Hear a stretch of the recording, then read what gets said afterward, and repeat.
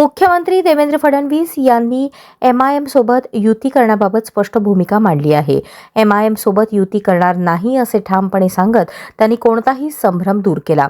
विचारसरणी आणि राजकीय भूमिका या पूर्णपणे वेगळ्या असल्याने अशी युती शक्य नसल्याचे त्यांनी स्पष्ट केले. मतदारांसमोर पारदर्शक आणि ठाम भूमिका मांडणे आवश्यक असल्याचेही त्यांनी नमूद केले. राजकारणात तडजोडीपेक्षा विचारांशी प्रामाणिकपणे राहणे महत्त्वाचे असल्याचा संदेश फडणवीसांनी दिला. त्यांच्या या वक्तव्यामुळे राज्यातील राजकीय समीकरणांबाबत नव्याने चर्चा सुरू झाली आहे. आमची भूमिका स्पष्ट आहे. काहीही झालं तरी एमआयएम सारख्या पक्षाशी आम्ही युती करणार नाही. तात्काळ आम्ही ती युती तोडली, त्यांना अलायन्समधनं बाहेर काढलं.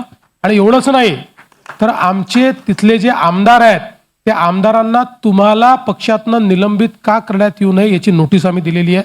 कारण अशा प्रकारच्या गोष्टी स्थानिक स्तरावरही आम्ही सहन करणार नाही.